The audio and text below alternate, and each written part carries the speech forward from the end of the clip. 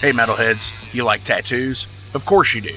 If you're in the Louisville, Kentucky area, come on over the bridge to Clarksville, Indiana, and get you some ink done at Ageless Art. If ink isn't your thing, they have a piercing studio as well. Visit agelessartclarksville.com to see some frequently asked questions, meet the staff. The shop is open Monday through Thursday, 12 to 8 p.m., Saturdays, 12 to 10 p.m., and Sundays, 12 to 6 p.m., all appointment-only spots. You can set up your appointments by phone at 812-283-1793 or email agelessarttattooandpiercing@gmail.com and someone will get you set up for your first or your next tattoo or piercing.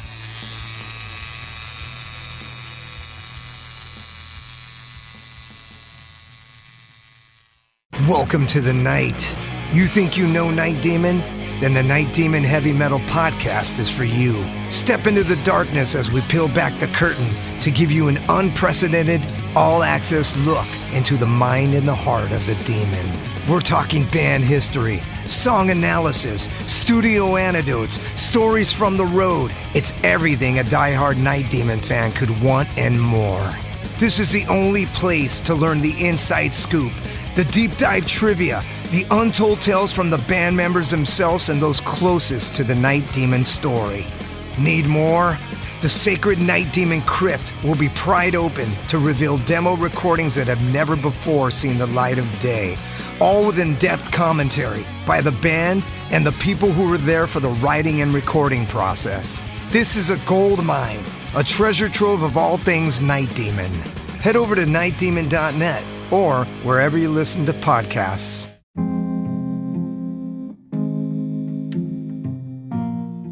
What's up, Metal Forge fans? This is Alan Bishop, the alchemist of Indiana's Black Forest and head distiller at Spirits of French Lick.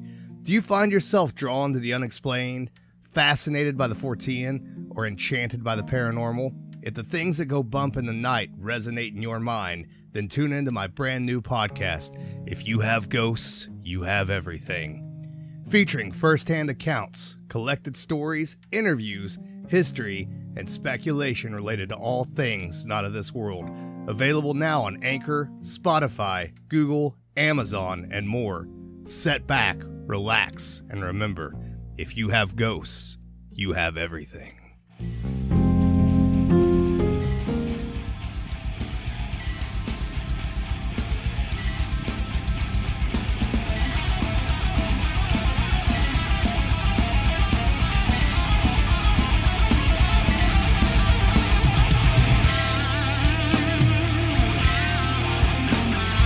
Thank you for tuning into the Metal Forge. I am Mark Jackson and I am your host. The premise of the show is pretty simple. Awesome interviews and awesome music.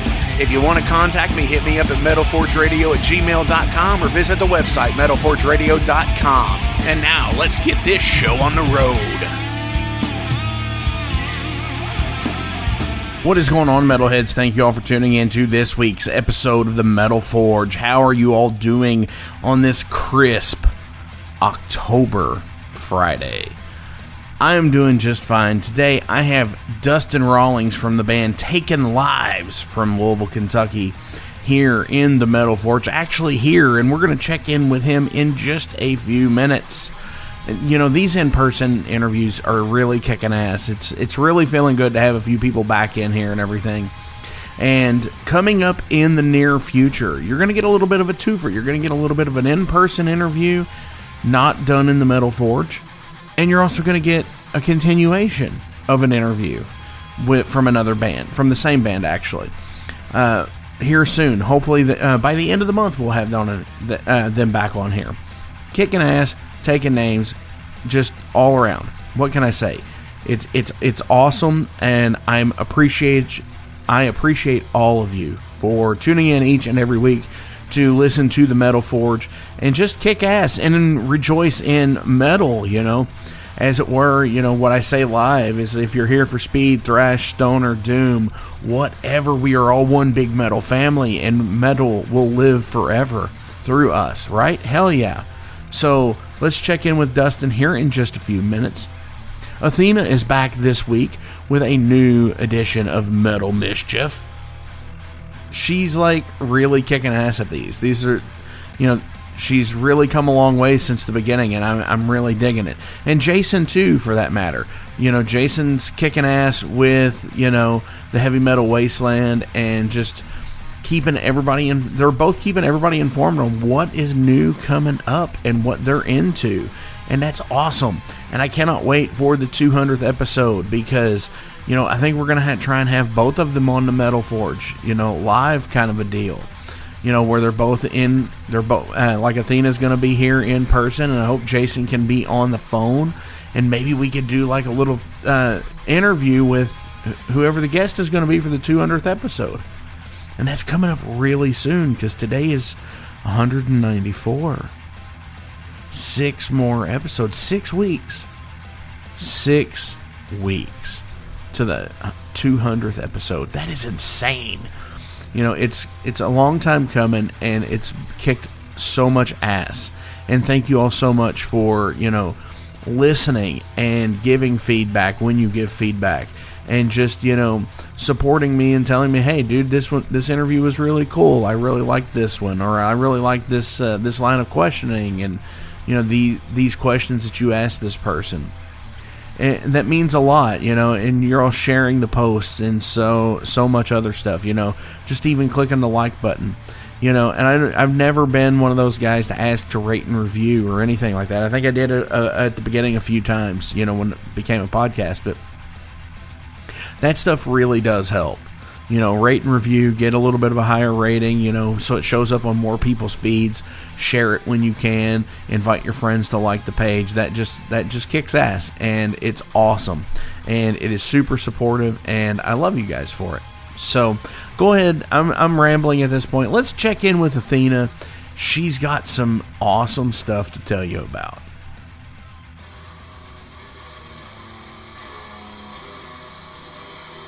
Misfits and miscreants, bangers and mashers, deviants and the deviated, the tormented and the fermented, ghouls and goblins, creatures of the night. Jack those headphones, crank the volume to max, spark it up,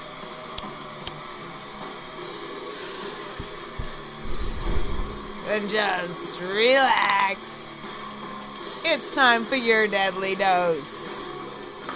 Welcome to the next installment of Metal Mischief. On today's lineup, Spectrum Mortis, Bit Misery, the Incantation. In the name of Baal, the gates of hell open up and emerge Spectrum Mortis from the blistering bowels of gluttony and sin. Now, I like to throw in a little history lesson now and then. Baal is a Christian demon who is ranked as the first and principal king of hell, ruling over the East. According to some authors, Baal is a duke of hell with 66 legions of demons under his command. The term Baal is used in various ways in the Old Testament with the usual meaning of master or owner. It came to sometimes mean the local pagan god of a particular people, and at the same time, all of the idols of the land. The more I learned about this band, the more fascinating they became. So, before I dive into the album, I would like to emphasize how fucking rad I think the backstory is to this album. Bit Misery, the Incantation. It is a real ancient Mesopotamian ritual undertaken for the purpose of purging demonic forces from a home, be it like your literal home or your vessel of your body as like a home. It calls on Marduk, not the band, among other divine figures whose names provide most of the song titles on this album. So, despite the anti-evil origin, Spectrum Mortis embrace the evil connotations of evoking the ancient gods. I'm getting a little parched, so pardon me while I take a sip of my bourbon. Very appropriately named Duke, but not after the Duke as we were just talking about, but after, John Wayne, the Duke. Thank you, Mark Jackson from the Metal Forge, by the way, for bringing me a little bit of bourbon for this evening. He's a pretty swell motherfucker. Alright, back on to the business. Each band member is named after an influencer. So, to tie this all together, let's go ahead and meet the band. And of course, if you've heard me previously, I'm horrible at people's names. And apparently I'm horrible at demons' names too, because I'm probably going to butcher these. But I looked them up, I Googled them, I Google translated them. So I'm going to do pretty much what Google told me to do here. So bear with me. Here we go. Let's meet the band. Sharam, the initiator of suffering and infection. Ata, the demon of the descending of the spirit into hell. Atha, or Atha? Atha? I can't remember how Google said that one actually. But he is the phantom of ritual and process of physical death. Tau, the rising of the magical self as a ghastly energy parasite. I gotta say, I'm gonna look more into these demons because all of these are pretty freaking cool. Now, getting to know the personas are key to this dark spiritual journey that this album takes you on. As integral as each instrument is, so is the backstory and physical embodiment of each of these members. Unleashing upon us the earthbound walking corpses on September 30th, 2022, this album brings an atmospheric, blackened doom dystopia with thick smatterings of death and some seriously creepy moments with like these disembodied voices shrieking and some howling. I mean, like, it just like crawls down your spine. Part of that praise needs to go to the production of this album. Because as I found this album to be hauntingly beautiful, that was mainly because of the production quality. The tones and layers are fucking like silky. Like they're absolutely beautiful. Although you may think that this was recorded and summoned to life by some demons of hell, it was actually produced by Spectrum Mortis and Simon Da Silva, who also recorded, engineered, mixed, and mastered the album with the help of Luis Fernando Lopez at Empty Hall Studios in Madrid, Spain, not in Beelzebub's bedchambers. Someday, I hope to see these guys perform. As from what I have read, each show they conduct ceremonies. Like, authentic fucking ceremonies. Spectrum Mortis ceremonies are authentic celebrations of the fall of light and the cult of black fire, Underball. This just sounds exciting and fucking spiritual. I mean, count me in, man. This masterfully produced album offers many enticing tracks, and it's hard to say which ones I really preferred. But I would have to say that track 3, U Anduga, I think. Oh man, I am sure I just said that wrong, but that's okay. I think is at the top of my list. I enjoyed the album in its entirety, and I suggest that you turn off the lights, jack those headphones, because this album is perfect for the spooky season. And I would dare to say a repeatable offender, if you know what I mean. Okay, so that was the nitty. Here is the gritty. I enthusiastically urge you to go pick up this album. Download it from Bandcamp, visit their website, haunt the web, check out your local record stores, or summon some demons. Unfortunately, now we have come to the ear. The ear? That's kind of a Freudian weird music slip, if you ask me. Yeah. We have come to the end. The end? My dear Metal Misfits. So, if you have been sleeping through class, here are the rules. 5 shots. I needed 5 shots to get through the motherfucker. 4 shots. Meh. Coulda used some oomph.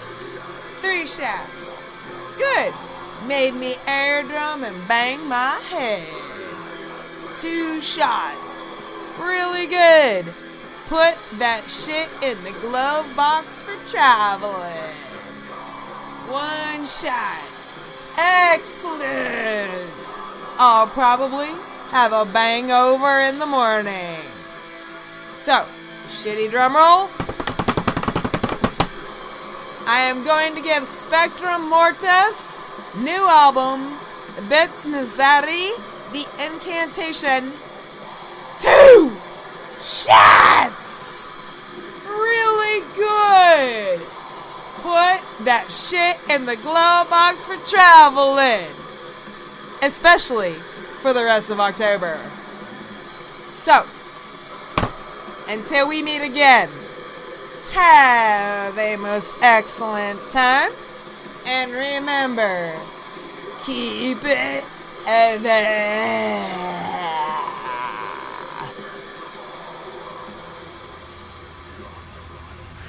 Absolutely, Athena. Thank you so much.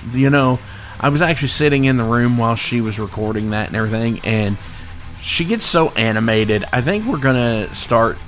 You know what? I think we need to start filming her Metal Mischief segments and putting them on the YouTube page just to see what everybody thinks about it. Because she does. She gets really animated, and it's so fucking cool. Athena is awesome. She rocks. Jason, thank you for everything that you do. You fucking rock. Maybe you could do the same thing. Maybe you could record video to your Wasteland, and we could put them on the YouTube page. Hell yeah, that would be awesome. Fuck yeah. So let's go ahead and listen to some Taken Lives. This is God Particle.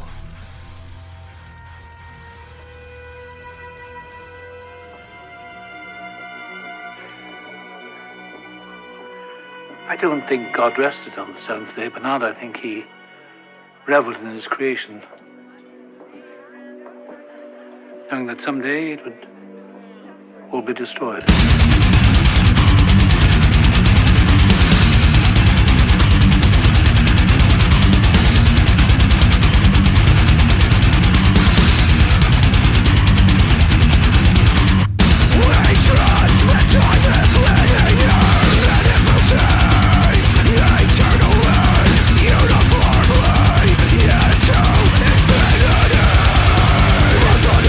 Between us, present and future.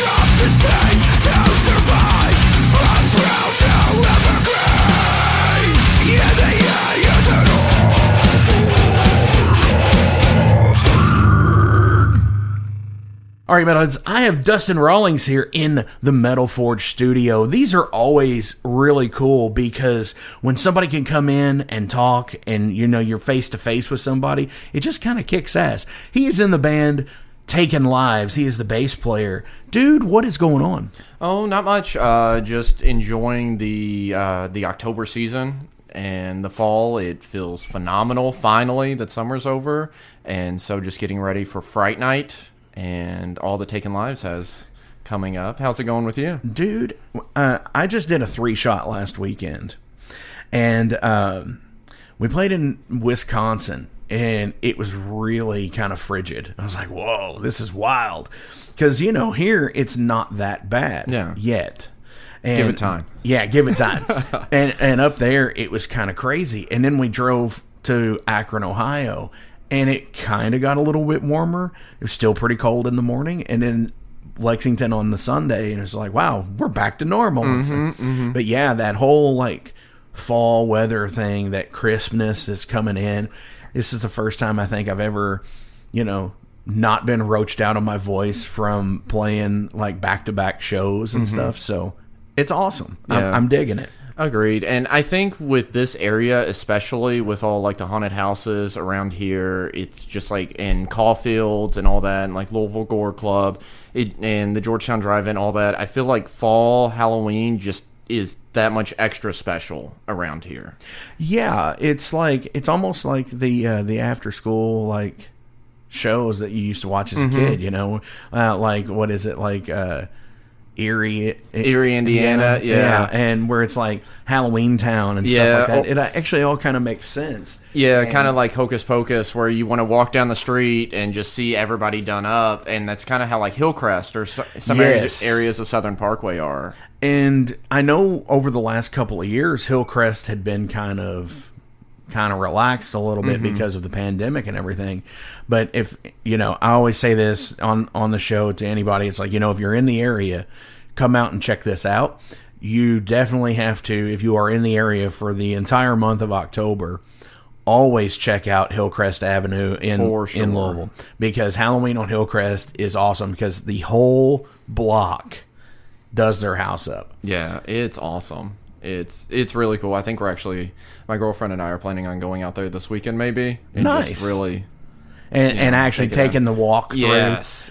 Because that's the other good thing about it, too, is because it's sidewalked on both sides, where a lot of the streets aren't, but that one is, so you can actually get a nice view, and it's so cool. I love this time of year just for that, because I'm a huge Universal Monsters fan. Like, I love watching Frankenstein every year, The Bride of Frankenstein, The Mummy, the original, like Boris Karloff Mummy, Black Sabbath. So cool, you know. Yeah.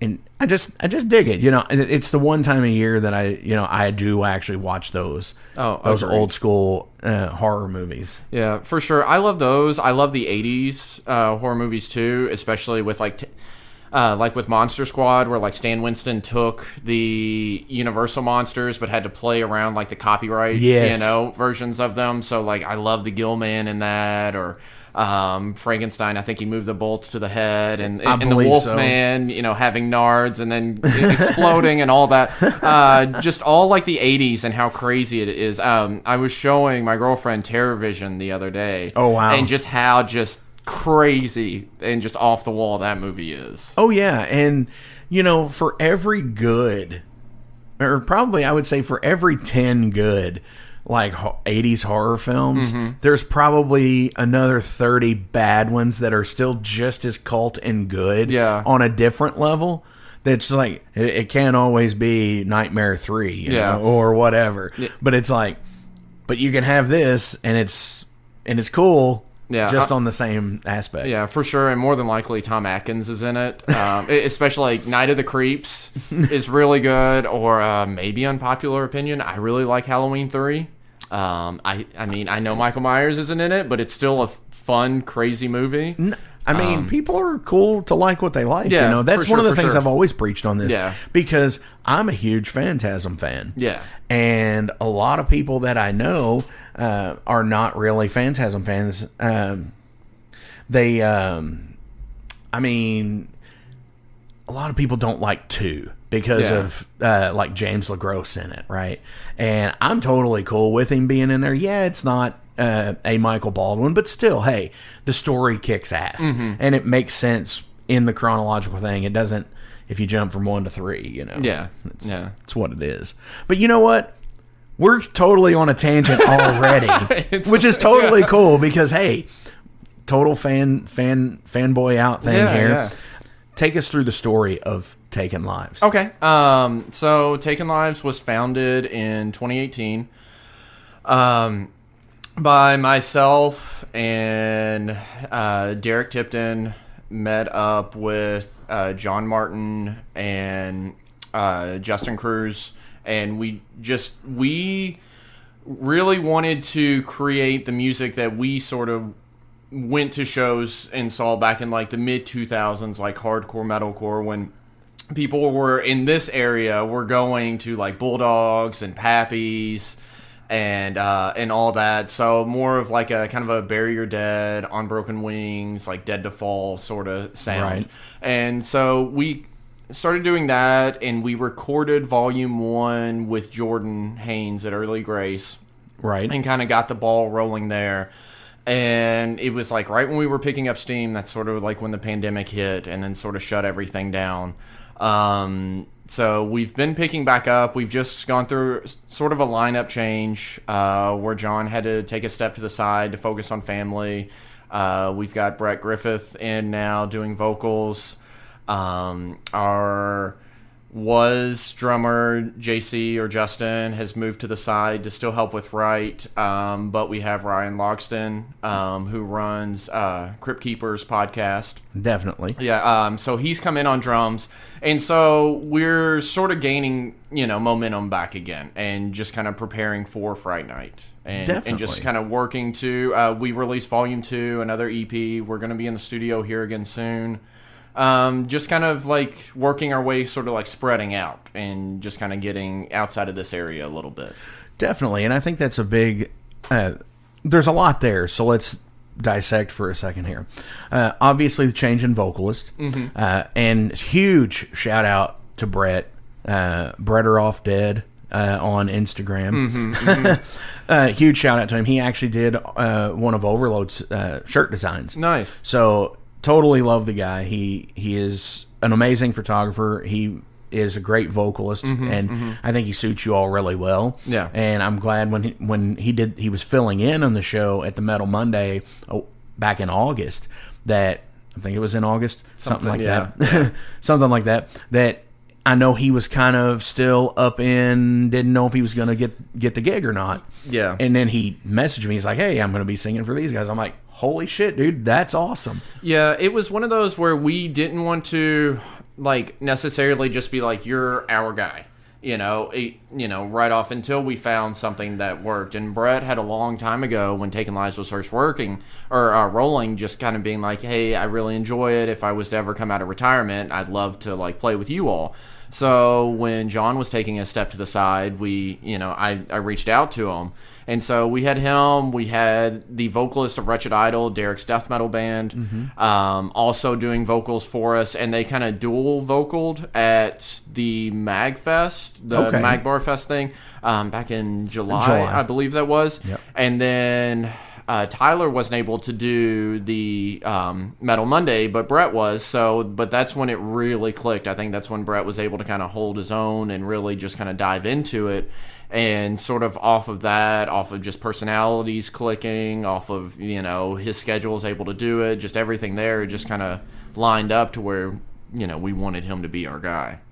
Definitely. And I think that's awesome that, he got somewhat of a lengthy tryout period, the try before you buy kind of thing, because you guys wanted to get the right person. And I totally get that, where you sit there and you have like two or three tryouts over a couple of weeks, and then you're just like, "Hey, do you want the gig?" And then a year down the road, you're just like, "Man, what? Yeah. I don't want to fire this guy, but I want to fire this guy." Yeah, for sure. And I mean, it's chill like, out, Brett. Chill out. You're not fired. Not yet. you know, you have to be able to click with people musically, but also personality-wise. Yes. You know, I've always said when you get into a van and you're just like hundreds of miles down the road, that's when you discover if you really like someone or not. Very, you know, very when true. you're just kind of picking at each other, you know, that you have to be able to work together off stage as well. Definitely. And I think the big thing with that too is being a couple hundred miles down the road in a van with 5 other dudes or 4 other dudes or whatever, in my case 2 other guys. It's different from when you're in your 20s to when you're in your 40s, you know? Yeah, for sure. Because now, like us, we're all chill. Yeah, it's like, I'm like, leave me alone for a little bit. And it's like, okay, cool, you know. Or you get the thing where it's like we drove through Chicago, and Chicago's a pain in the ass to drive through. Yeah, all those tolls. All the tolls for one, and just like everybody just jumps over and stuff, and you're just like, ah! Yeah. So, yeah, you get that aspect of it, too. And then it's like, you find out, okay, well, this dude can't drive. Yeah. So, there is a big dynamic of things with that. Yeah, and it's really nice with both Brett and Ryan, where they're both just really excited to be in the band, and so it just kind of lights a new fire. And, you know, not to say that wasn't there before, but with just everything coming up, with all the work that goes into Fright Night, and just wanting to go back in the studio, you want to make sure that everybody's able to do it and wanting to do it. Very much. It very much helps with that. Oh, yeah, absolutely. Now, here's like a little bit of an anecdote of this, is like with Ryan. I was a fan of Ryan's band previous, Slit Throat Vendetta. And it still am, actually. I wish they still were doing things, because all the guys in that band, awesome, top-notch people. Things happened, they decided to split up. But a friend of mine who was actually in Deacons of Doom, before Deacons of Doom, if you've seen them, before they got together as what they were, the original idea is like, I tried out for that band. Ryan tried out for that band. We got together for like a practice, and it's just like, let's see what happens. Yeah. And then nothing really happened. Yeah. And it's just like, but yeah, absolutely. Ryan is an awesome guy, stand up as well.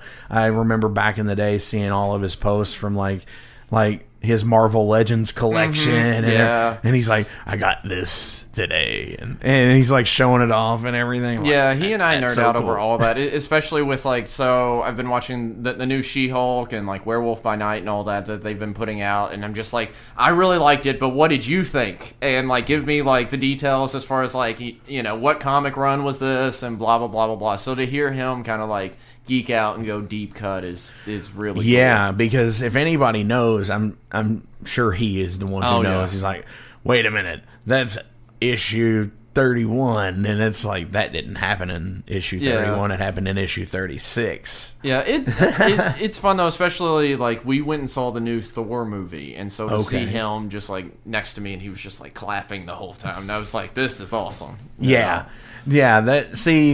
And I get that way to a degree with things. I'm more that way with like Star Wars. Yeah. And I've got another friend who's that way with Star Trek, and he and I avidly talk about, you know, it's like, because we're both fans of both as well, and he's like, we're writing a song about the Klingon Empire, and I'm like, that's cool. Nice. Like, yes. I mean, I personally don't write that way, but it's like, hey, I am all for anybody who can do that. Oh, for sure. Because it makes it fun, in my opinion. So. Yeah, well, I mean, everything doesn't have to be about like death and heartache and all that stuff. So, I mean, very true. It's nice to have something where you can kind of nerd out, and if someone gets the reference, then that's even better. Oh yeah, for sure. So, speaking of writing for you guys. How does the writing process work for you all? Especially now with 2 new members. Yeah, so with that, so we have songs for days right now. Was drummer Justin he writes more than any other musician I've ever been in a band with, to where he's constantly just like, hey, I was working on a riff, and he'll record it, get on like Easy Drummer, write a drum track to it, or he'll record guitar to it, then write drums to it. And it's like a 3 or 4 minute almost complete song. And he's like, hey, this is what I'm playing around with, thoughts. And it's just like, well, we could mess around with this and see what happens. But with that, we're still getting both Brett and Ryan up to speed as far as like everything that we have. So we haven't dove in too much as far as writing new stuff, but I think that'll be something around the beginning of the year, going in the middle of next year, because we're going into the studio, but it's all songs that we have prepped. Right. And so they're able to give their own flair to it, but it's like we have, like verse, chorus, breakdown, pre-chorus, all that, like the structure's laid out. But they'll still get to put their personal spins and flavors on it. For sure. And I think that's one of the things what I always like to ask about is being a musician and being an independent musician, in your area, and you have a member change.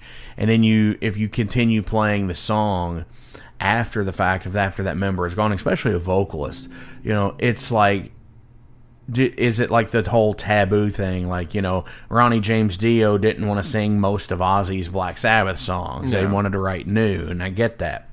But, do you have that issue as well? Or I don't think so. I think that, so right now we have 4 songs up, because we've been just releasing them like 2 at a time, or I think this next one's going to be 3 at a time. Just the EP sort of format works best for us. Right.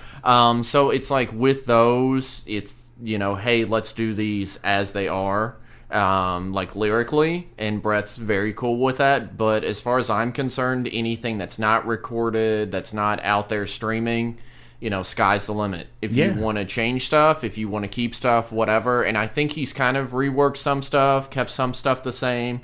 But with Taking Lives, everybody is pretty laid back as far as, no real ego, and that helps a whole lot. Oh, absolutely does. And that's awesome because, like you said, and that's how I feel about a song. Once it's out there, it's out there. Yeah, you can play it different live to a degree. Like if, you cut out a part because it kind of feels like it drags live, but it's recorded that way, that's cool. But yeah, once it's out there, it's out there. I don't ever like to re-record anything personally. So that's awesome. Yeah. Oh yeah. So the big event, Fright Night. Yeah. Let's talk about it. Oh, because I'm looking at the flyer here on Facebook, and this is huge. I'm so excited. It's the 29th. It's at Our Lady of Perpetual Hops. Yep. And now, wow, there's a lot of stuff going on. Not only is there bands, there's also wrestling. Yeah. Tell me about it. Okay, yeah, so this is the first year at Our Lady of Perpetual Hops.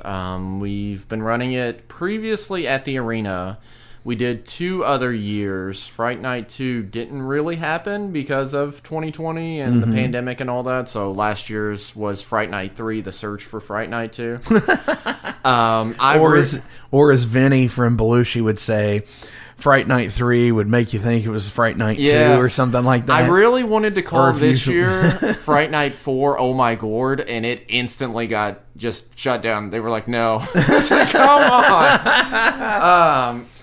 Now see, you say it like gourd, like Halloween. Yeah, a gourd, because pumpkin. Yeah. Or like... there was a festival that we were talking with a band a couple of weeks ago. It was called Gourd in the Heart of Texas. Nice. It was like, so yeah, it's like that whole double meaning. But nobody saw it but you, man. Right. Well, that's the thing. It's a team effort, so everybody kind of has to sign off on it. I initially, I think, wanted to call it Halloween Hardcore, but with having the wrestling side of it, they were afraid that everyone would think that it was just hardcore matches, and we don't want that. But yeah, Fright Night, so it'll be at Our Lady of Perpetual Hops this year. The way the format works, for anyone that's never been, instead of just doing just music or just wrestling, we'll have a band play, and then after they play, we'll have a few matches. While the matches are going on, another band's setting up. So then, as soon as those matches are done, another band plays. When that band's over, more matches go on. So it's a constant, back and forth of everything. So when you go to a show, the one thing that really sucks is, people taking a minute to set up. But it happens. Whereas this, it's just constantly straight up going. Entertainment the whole time. Yeah. I got to ask, just because of the format of the show. Okay. Have you ever seen the movie Body Slam? No? No. Okay, so the movie Body Slam has Tonga Kid in it, Sam Fatu or whatever. The twin brother of Rikishi. Yeah. And it has Roddy Piper. Nice. And Captain Lou in it. So it's a movie from the late 80s, maybe early 90s. Okay. And it is about a manager who is a rock band manager, and he picks up a gig of managing this tag team of Piper and one of the Fatus, right? And he's like having rock and wrestling at the same time. Nice, like the band plays in the ring, and then they have the match, and then it's like, so yeah, it's like total like parallel here. Yeah, nice. It's totally cool. Nice. Yeah, the idea started when we were initially, so Taking Lives was starting out in 2018, and then my buddy Robert Starks, or aka Mouse, we needed pictures done, so we went over to the falls and we took just standard band photos, and he was like, hey, would you want to do pictures at the arena over in Jeff? So we went over there and we just started rolling around the idea of what if we did a show.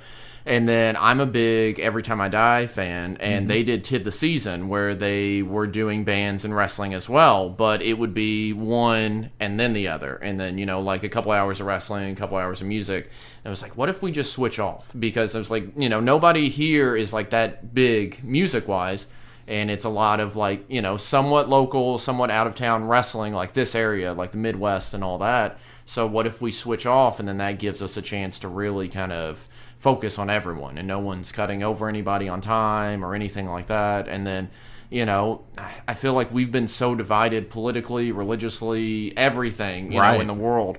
So there's no guardrails between it. You can put your hand on the mat during a match. There's nothing really separating you and the bands. It's like, hey, we're all fucking in this together. Let's just have fun on Halloween and celebrate together. See, that's awesome, because that whole concept of what you just said, we're all in this together, and I have totally tried to preach that the whole time of doing this show, is like, you know what? People like what they like.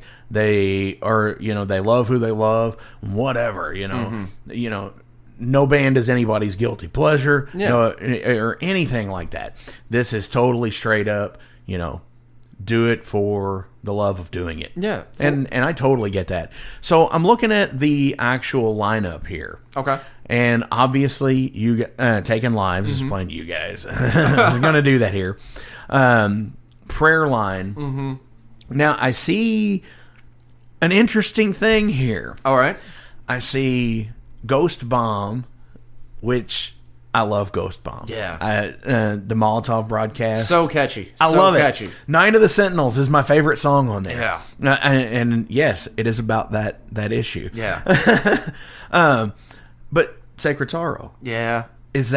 Are you all doing an actual reunion show? So yeah, us, I guess I'm helping out with that.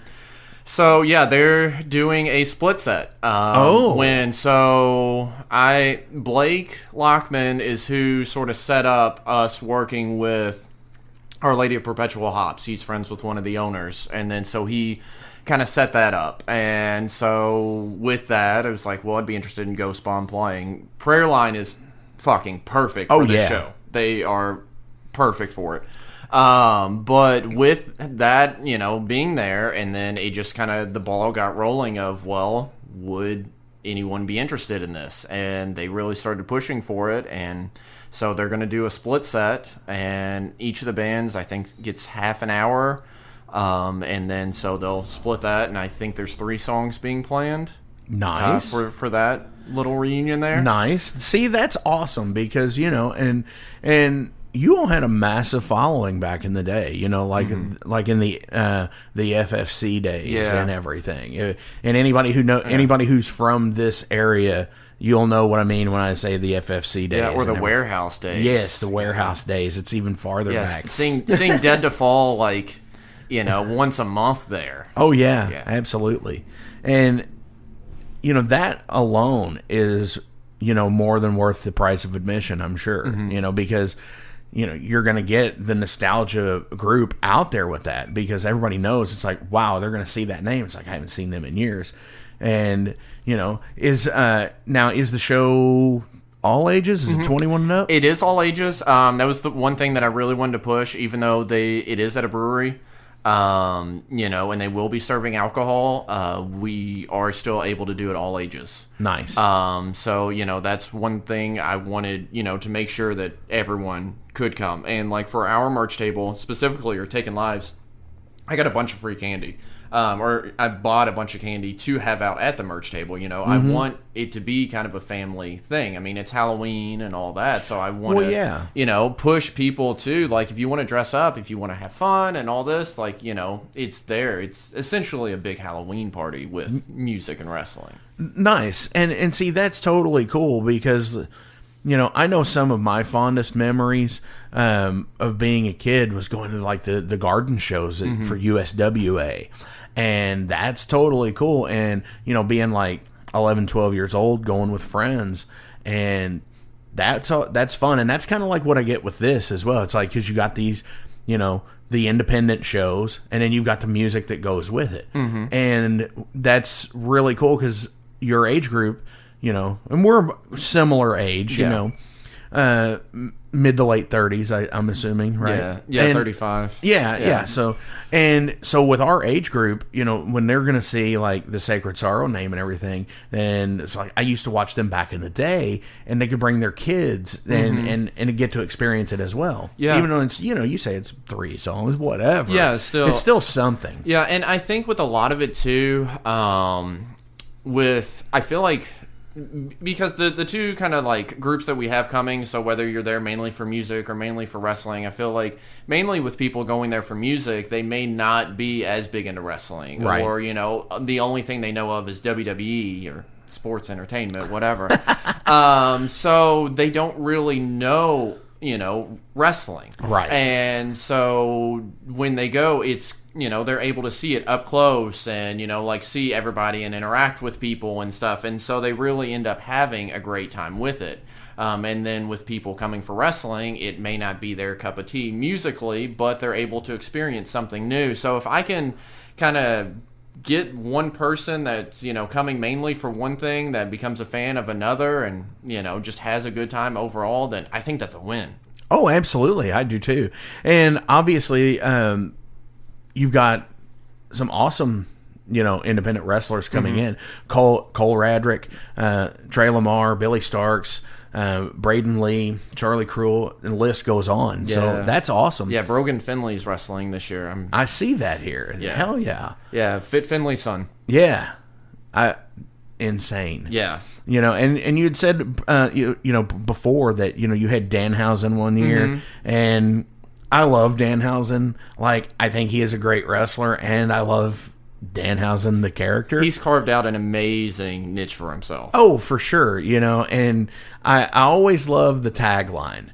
And anybody who gets it, because not a lot of people do, is love that Danhausen. Oh, yeah. And it's like, that's cool. Yeah. And that's a big shout out to Mouse, where he handles all that, because he and Billy are traveling all over the U.S. with wrestling and him taking pictures and everything. She was just at the Mall of America. Oh, wow. Not long ago, where I Site think, of the first Nitro. Right? I think that was the last wrestling show they had done there. So it's like I would have had to have bought a white shirt and just redone like the Lex Luger walkout where he just stands there. Yeah. I remember watching that. And I remember watching SummerSlam, and he was wrestling on SummerSlam, and then like Raw the following week was preempted. Like they didn't have one because of the dog show. And it was one thing with it always threw off their times. It did. USA Network. Yeah. Get over the fucking dog show. I think it still does, actually. Yeah. And then seeing like Nitro on, and like Luger was there, and I was like, whoa, what is this? Yeah. And it's like, he doesn't wrestle there. And that was like the whole start of the thing. Oh, the Monday Night Wars were fantastic. And you know, going back and watching like that first year of WCW Nitro, it's really fucking awful. Yeah. Until Hall and Nash came in and they started that going, it's just like, there was a lot of campiness there, like the Dungeon of Doom and everything. It's like, come on, guys. Yeah, but that whole, like, was it 96, 97? That was 95, 96 on like that first year, and then mid 96 is when Hall and Nash came in. Yeah, that's what I was getting to. So, like, with, like, that and that whole, like, transition, that build up into that Starrcade and who Sting with and all that, like, it's just, while the match with Sting and Hogan wasn't all that great, you know, still that whole build up, like, I was just Well, there are a couple of limited guys. Yeah. Let's just say that. Yeah. I mean, Hogan's limited because he knew he was used to the WWE style. If anybody out there listens to Something to Wrestle with Bruce Pritchard, is Hogan's got a pose. Yeah, this is true. Anybody who knows that. Yeah, just Scott Hall just being one of the best on the mic. I think his overall look is just like, you know, that like villain, like you want to hate this guy, but he's so cool. Yeah, and you know, we're going to talk wrestling here for a minute, so don't anybody tune out, because you know, that's like the whole thing, like what you were saying, he did look like that villain, just in general, because you know, you got in that time period where, you know, Shawn Michaels and Bret Hart and all of those guys, you know, shaving the chest crap and all that, and even Kevin Nash doing that too. Hall didn't do that. No, probably the best stubble in the business. Right. He's the only one that could pull it off. I mean, the only other person who could pull off the stubble was Hogan when he went to Hollywood, and it was black because he mascaraed his so weird. And then you've got DDP just, you know, permed out and just big DDP fan. I agree. Yeah, DDP's awesome, but like that whole like early, like the 95, 94 era of DDP is just like, oh my gosh. But he was like 38 years old when he started. Yeah, I still think he should have beaten Goldberg's streak. I think that I'm not a Goldberg fan. Instead of the Booker doing it. Yeah, basically. But it's like, I think out of all the matches he's ever had, I think DDP gave him his only good match. Yeah, I could get that. For sure. Like the whole Goldberg thing, I love how they dissect it now. Like I'm a Cornette fan. I like to a degree. Yeah, so I enjoy. I think some of his takes are hot takes for the sake of being hot takes. Yes. Like, it would not shock me, maybe this is sacrilege, if he and, like, Tony Khan and all of them are like, hey, we should talk about this, and then you hate this guy because you just hate this guy, so this is going to drive ratings. But I love his, just, like, his wrestling mind. I wish that he would do a podcast where it was just, like, here's what was going on during this time. Like, here's, here's the 80s. And like I can listen. That's to Cornette. why I love the Bash deep dives. Yeah, but like I love Omega. I think to deny Omega of being an athlete is just ridiculous. Crazy. Yeah, like, you know, the dude can move, but it's just, to me, I look at wrestling kind of as ice cream, where it's like there's a flavor for everybody. Right. You know? No, there absolutely is, and I mean, you could. Comedy in wrestling is a big thing, for sure. It always has been. It always will be. That's why we have characters like Danhausen and Doink. You know, the whole evil clown thing with Doink, but he was funny to a degree. You know, especially, you know, when there was the one under the ring and they were doing the mime thing with each other, and it's like the mirror. But you know, it's interesting to sit there and to see Jim shit on a lot of stuff that goes on when he produced The Christmas Creature. Yeah. And then for him to like, so what really kind of upsets me sometimes with him is like with like Orange Cassidy, right? Where I think, I mean, love him or hate him, the dude got himself over. Yeah, and that's really what it's about. And so, you know, when he puts his hands in his pockets and dives out, like, that's got to be terrifying, you know? And then for Cornette to be like, I hope he breaks his neck or, like, busts his head open. And it's just kind of like, really? Because you don't like his shtick? Like, you're wishing death upon this man? Like, right. Yeah, see. That's a bit much. I mean, you're promoting an independent wrestling show. He lives in Louisville. Yeah. You could send the invite. I mean, if he wants to show up, Jim at JimCornette. Yeah. I mean, dude. Sorry, I probably need to cut that. Yeah, I mean, if he wants to show up, by all means. I don't know as far as like who all, because there's a lot of independent wrestlers on the show. I don't know how everyone wrestling feels about him, so that may not be my call, to say let him in. But hey, I mean, fuck it. Right, exactly. I mean, if he wants to like go on Twitter and I got kicked out of this and and blah blah blah, can I do it? That's great promotion. Can I do it? By all means. I can't believe these motherfuckers. They kicked me out of their fucking wrestling show. You motherfucker. Yeah, I can do Bruce's gym. Yeah. I mean, it would be fantastic promotion. I will give him a Taken Live shirt and say, "Here you go. Here's a consolation prize." Do it like slap it in his hand when he said he didn't want any money, like Paul did to him. Yeah, for sure. Yeah, that's probably one of my favorite stories of his is the Jerry Lawler incident where Lawler invades ECW. And Jim was there, and he brokered it as a favor to Chris and Tammy, because they were rebooking all of the ECW stuff. And are you familiar with the story? Not too much. It was where Jim only agreed to do it if Paul would shake Dennis Coraluzzo's hand and bury the hatchet with him for stealing Eastern Championship Wrestling. And so he did it, and they were supposed to work together, and then Jim's like, I don't want any money, and he ended up like calling a limo service, taking him out to Morton Steakhouse and all of this other stuff. And then as he's walking out the door, he slapped an envelope in his hand and just pushed him in the limo, and as soon as they shut the door, the driver ran out, like burned out. And he had an envelope, had $750 in it. And he went back on, Heyman went back on everything that he had did for Dennis. Yeah, nice. Because apparently that's how Paul Heyman is.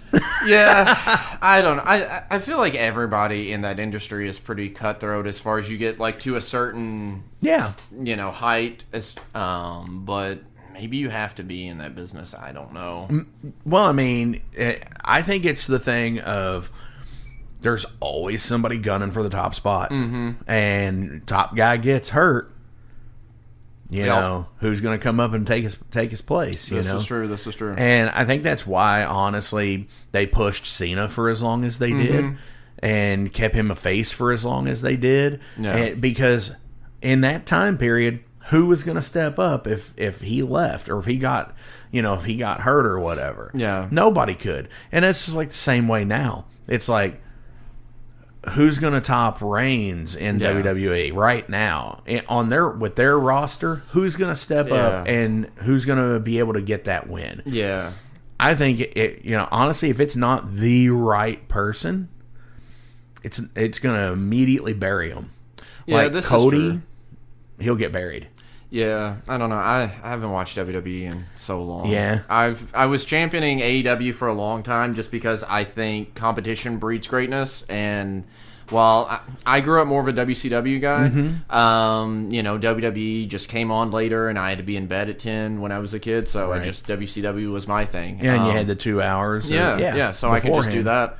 But with just like how they were treating wrestlers and all that, and then sort of like the allegations against Vince and how they've kind of handled that, and it's just like, man, just not really a fan. But I don't know, with like Triple H sort of doing stuff, it'll be interesting to see for me. Like, I loved NXT. I thought NXT was before fantastic. Kevin Dunn and Vince took it over. Yeah, like basically when you had with like FTR and American Alpha and DIY and all that, like they were just tearing the house down. Like those, all those NXT like pay-per-views were.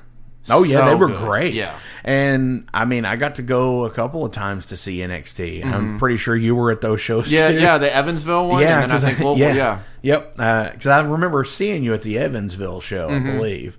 Yeah, that was great. Just like it felt like wrestling when I was a kid, honestly. It felt old school. I mean, just like when Shawn Spears was there. Yeah. And it was awesome. Yeah. So that's the thing. Like, I would like to get back to the point where I'm able to watch WWE. It's going to take some time. Yeah, because it's just really going to take some time. And, like, I mean, even with, like, AEW right now, I just feel like I'm kind of, like, burned out right now. Where I think I saw where it's, like, it's Jericho versus Daniel Bryanson. Or Bryan Danielson. Yeah, thank you. You know, where it's, like, them again. And it's, like, that's cool. But it's, like, man, just give someone else a shot. Like, Brody King is wrestling right now. Like, would love to see him holding it, or like anybody right now. And I would love to see, you know, and I've like championed this guy for a long time because I think he's got something. Miro. Oh, yeah. Even when he was Rusev in WWE, he had something.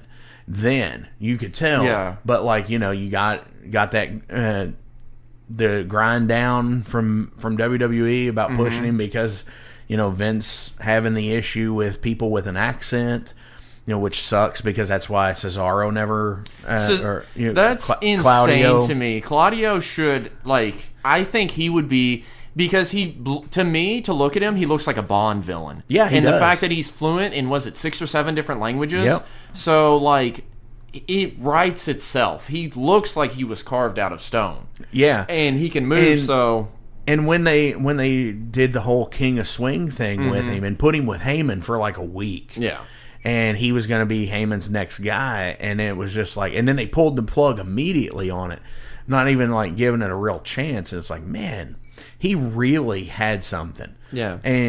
But no, I mean, it just sucks. Yeah. I mean, I think both AEW, WWE, I think they both have really good rosters. It's just what are they going to do with them? Exactly. Because, you know, with the trimming the fat on the WWE side over the pandemic, you know, and then a lot of them getting picked up by AEW, who they run into the same problem, is not enough time. Yeah.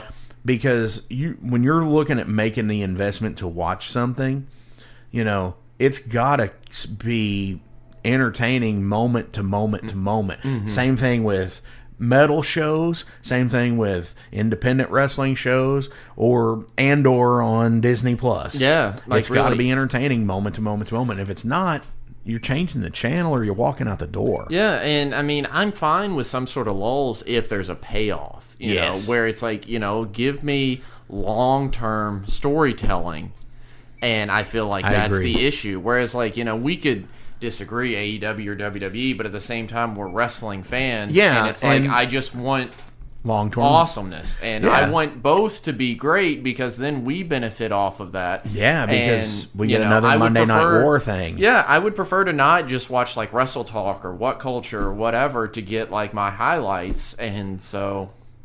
Or in my case, Cage Side Seats. Yeah. And I am totally on there at least every 2 days, seeing what happened, and you know, it to me, it's like long-term storytelling, yes, but have the payoff. Yeah. When it's, don't let them get in each other's face 5 weeks in advance, every single week, or this guy goes and power bombs this guy through the announce table, and it's still 4 more weeks before they actually are supposed to be on pay-per-view, or you know, whatever pay-per-view is now. Yeah, and streaming. Like, give me little tastes of everything. Like, bringing back to like WCW, like I think arguably they may have had their strongest division was their cruiserweight division back in the day. And they were the workhorse.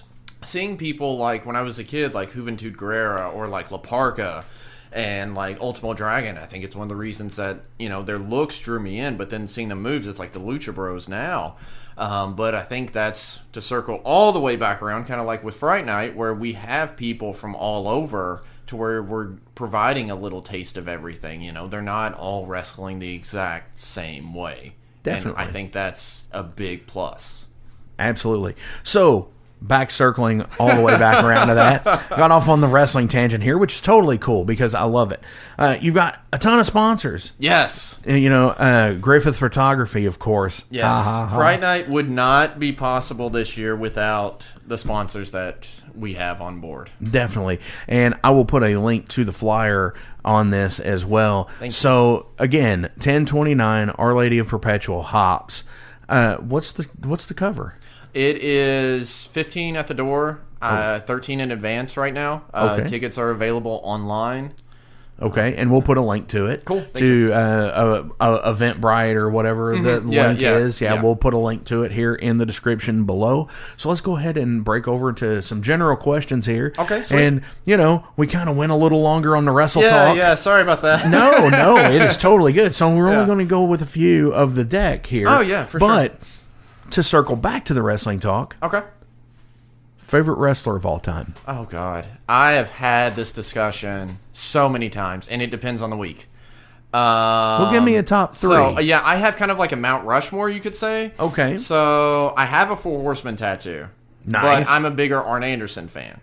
I could get that. He, to me, is just the enforcer. He's the dad at the end of the block that doesn't take shit from anybody. So, I would definitely put him up there. I would put Diamond Dallas Page up there. Right. I think maybe Macho Man would be on there. All right. For current wrestlers, I would throw Omega on there. Okay. I don't know. I mean, can I throw two and say maybe the Legion of Doom or Legion of Doom. Yeah. Yeah. Ask me tomorrow, and it'll be a different list. Right. But For it sure. just depends, because there's always, I feel like, somebody that, like, I forget, or I'm just like, oh, fuck, this guy, like, had this match. Because, I mean, for a long time, I was the big CM Punk fan. And I think, current events aside, like, the dude can talk better than just about anybody. And some of his matches are tops. Right. But, yeah, I think that maybe current list for right now at 7:44. Right. Favorite match? Do you have a favorite match? That one match that you just immediately go back to. Oh, man. That you could rewatch over and over again. I'll say favorite moment in a match, and then moment leading after. Okay. I think, as much as I don't like him as a person, the heel tone, or the Hogan heel turn was that Bash at the Beach. Yes.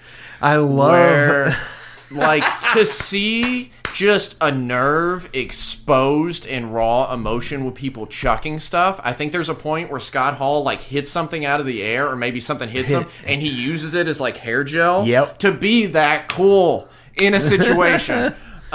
Just like that moment. And meanwhile, you have Gene Okerlund, who I wish was still around to do a tell-all. If we could get, like, like the backstage with all that. But that, I loved the Pillman, like, Heenan stuff. Like, all of that. I love that, because after Heenan had the neck surgery, and they told everybody to stay away from him because he's still going to be doing commentary.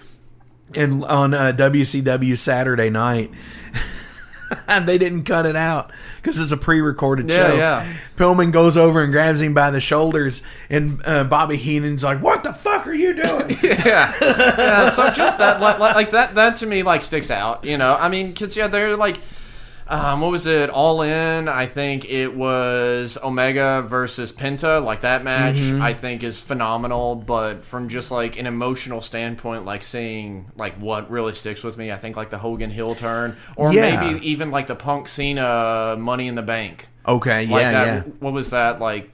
Is that when he cashed in on? That was when they were in Chicago, and then, like, he won. Like, they had that, after the pipe bomb, like, promo, and then, Punk wins and, like, kisses goodbye and all that. That just, like, I've never seen wrestling in Chicago, and that's, like a bucket list thing. Oh, like, yeah. Especially if it's somebody from there. Yeah. And I think LOD being billed from Chicago, and they're from Minnesota originally, but, like, being billed from Chicago, they had, like, a crazy crowd of people. Yeah, and, like, hearing, like, I think it may have been Arn at one point where he was like, they did a mixed tag or something, and he was like, I hated tagging with them because they would, like, smack your hand so hard it'd, like, bust the blood vessels. Yeah. And it's just like, those dudes are just like 80s cartoons, just like walking Oh, into yeah. person. Oh, you for know? sure. It's like watching Masters of the Universe in live action. Yeah, Yeah. yeah. And not the Dolph Lundgren live action either. Yeah, right. I will agree. Yes, the Hogan heel turn from Bash at the Beach, knowing that no one knew he was there. Mm-hmm. It was like he sat in the limo or out in the bus somewhere until it was time for him to walk out, and he had not committed to the idea. Yeah, and it was messed up. And later on, Tony Schiavone hates Bobby Heenan to this day. Because of when Hogan walks out. Yeah, he's like, who is he here for? Or Yeah, something he's like, that. Yeah. but whose side is he on? That's all he said. And he gave away. Tony said that Bobby gave it away on commentary. Yeah. And he like hates him to this day. But my favorite moment in wrestling is the sign off from that same show. And it's the last words that are spoken on there, and it's Tony Schiavone saying, "Hulk Hogan, you can go to hell." It's so good. It's so good. I send that to a friend of mine like every so often, where it's just like a screen grab of it. And it's like Hulk Hogan, because he's a Hogan mark. Yeah. It's like, you can go to hell. Yeah. I don't know. Just something about that time period to me. Oh, yeah. Maybe it's just like the nostalgia, but it's just like everything was just Everything magical. clicked on all Yeah, cylinders. Yeah. Definitely. Moving on, what is the first band that you discovered on your own? Oh, man. Oh, I don't know as far as on my own. So I remember back in like the early 2000s going to like Ear Ecstasy. Okay. And that was kind of my like Right. discovery of, or not really discovery, but it's like getting introduced to like hardcore and everything. I don't really know of a band that I discovered on my own. That's kind of hard. I can tell you who got me into metal, which was Metallica. Okay. But they were kind of my gateway, listening to Injustice for All. Okay. And then I want to say it was maybe like On Broken Wings that got me more into like the hardcore and stuff. I had friends that introduced me to it, but it was like high school for me was just sort of like going to Your Ecstasy and not really having like bills to pay at the time. Right. And then just like, let me get this CD and like, you know, and this and that. And then going to see bands like Year of Desolation at Bulldogs back in the day, and Right. then, or Three Nails for a False Prophet at, what was it, the Keswick Club, Yeah. or American Legion, and just Oh yeah, all those. Back in the day, those shows like Keswick Democratic Club, the American Legion shows, you know, awesome stuff. Bulldogs, I mean, yeah, it's a little less to be desired. I mean, but same. it was a good place, but Yeah. it was, you know, Darren out there. I think the last 2 times we played there, we made $20 each time, and it's like, and yeah. Yeah, but I mean, at the same time, going to like Pappy's back in the day and Oh, yeah. seeing like, so I was a big like Eulogy Records mark, so like seeing Remembering Never coming through, or like when Glass Casket, Nodes of Ranvier came through, and just being like a very like impressionable, you know, youth, and also, you know, won't go into it, but like going through a lot of family stuff, and so like discovering hardcore, discovering straight edge, all that, and just like feeling a community Right. in hardcore and aggressive music and all that. I think that's been my biggest thing, is just to kind of replicate that, and to just kind of give that to anyone else that may be struggling with anything under the sun. Definitely. Hell yeah. What is the most important thing you carry with you at all times? Even though I love to be away from it, probably my phone. I feel like it's my lifeline to everyone else. Or, you know, like, it's how to get in touch. But at the same time, I love when I don't have it. So, probably my phone. As much as I kind of hate that answer. I get that, because it's, you know, it's again, it's the separation of, you know, you got to get away from it, you know. Taking breaks from social media is a big thing. Yeah, you know? I work social media, so being away from it is great. Yes. Great. For sure. What famous person's memoir would you like to read? Or audiobook? Or audiobook. So I'm a massive may be an understatement. I'm a massive Jurassic Park fan. So getting in like Spielberg's head. Ooh. And then on top of that, because with he doesn't do like, commentary tracks. with him doing Jaws, with him doing E.T., with being at like the forefront of everything, it would be cool to see what he hasn't put out. Like, what was pitched that like we haven't seen, right? And then like having a hand in like Universal and like all these other things. Like, what are the discussions that like he and Lucas have? Oh yeah, or like he because and Crichton, that whole like, best friend thing. Yeah, or like John Williams and all that. Anybody like that, or with that, or like a John Carpenter. Like, I love The Thing, the 1982 thing. So it's like either of those, I am all down for. Definitely. So one more question. Okay. But before we get into it, as always, links are listed below. So please give a like, a share, and a follow. We're talking about social media again. And, just support in any way you can, because everybody needs it. These dudes kick ass. They're all stand-up people. Do you have any shout-outs you want to give today before we go? Yeah, I will shout out everyone in the BSB camp. All of Taken Lives and our crew, friends and all that. My amazing, beautiful girlfriend who has listened to me talk about Fright Night and everything a million times over, and not slit my throat in my sleep yet. So I'm glad you put yet in there. Patience and understanding with that. For sure. Absolutely. And again, Our Lady of Perpetual Hops, the 29th. What time? I believe doors are at 6:45, bell time 7:30. Awesome. And 13 in advance, 15 day of. Mm-hmm. Go out, check it out. If you're in the area, it's going to kick ass. Final question of the day. Dun, dun, dun.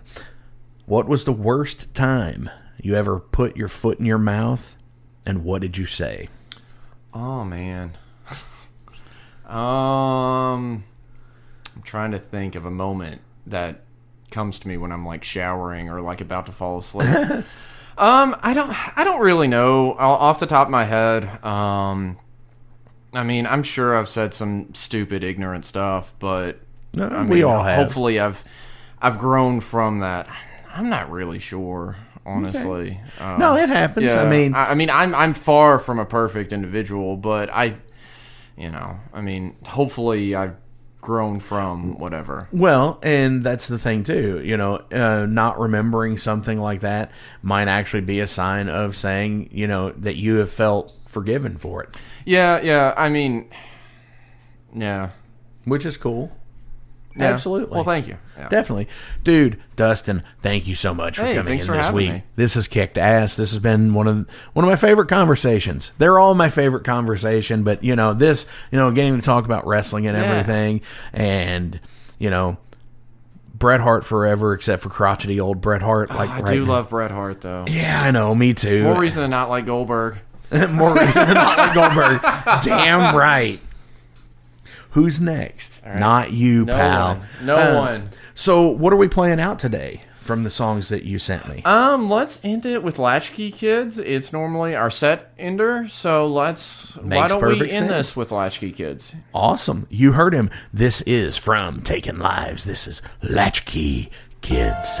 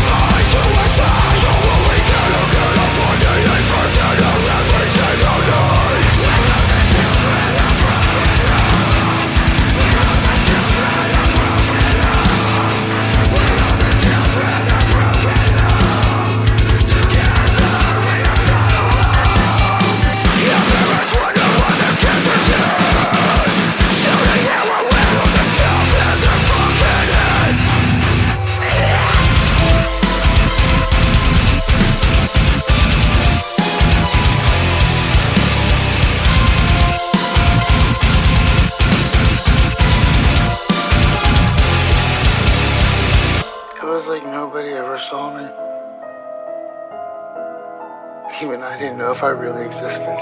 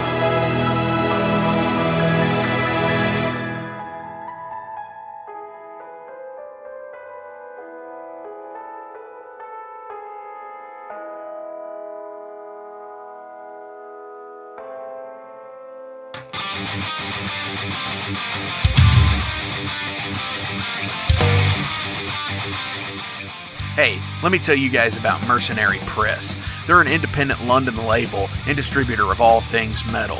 Mercenary Press delivers the goods from their own independent zine. Trust me, you're going to want to get in on that. To distributing various bands from all over the world, including Cramp from Spain and Sadistic Force from Texas. Visit mercenarypress.bigcartel.com to find out what all they have in stock and what you can order. And for Metal Forge listeners, enter code MetalForge to receive a discount on your total purchase at mercenarypress.bigcartel.com. Check it out now.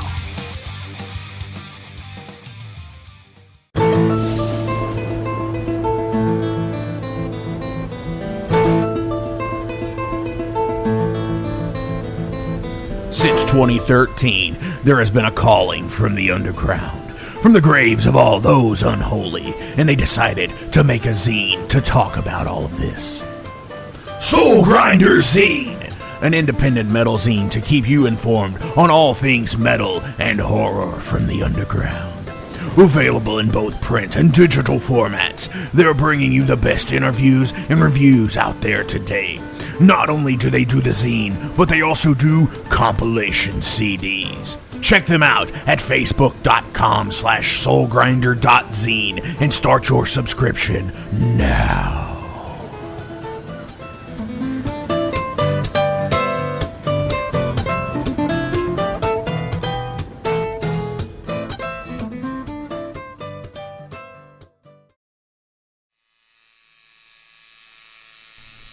Hey Metalheads, it's with great pleasure I get to tell you guys about a new sponsor to the Metal Forge, Ageless Art, New Albany. After 20 years of owning and operating Ageless Art in Clarksville, Indiana, Phil Garrett had a vision for a new type of tattoo studio. Something that is clean and modern, sleek, refined, inviting. And he's done just that with Ageless Art in New Albany. You can find it at 2736 Charlestown Road, New Albany, Indiana, 47150. Business hours are Monday through Saturday, 11 a.m. to 7 p.m. Sundays are 12 to 6. All sessions are appointment only, so give them a call and go get you some new ink. Or if it's your first time, go get your first one, baby.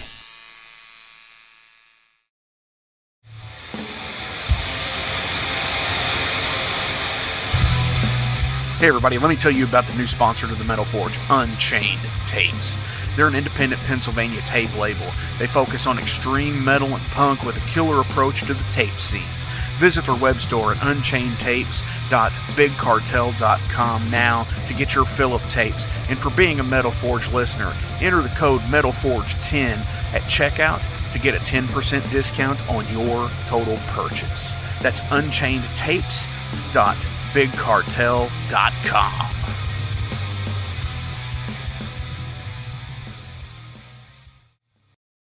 Hey guys, Wrestling Steve of the Wrestling Steve Show here.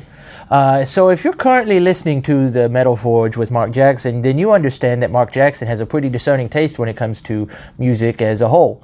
You'll also understand that he has a discerning taste for professional wrestling, just like me.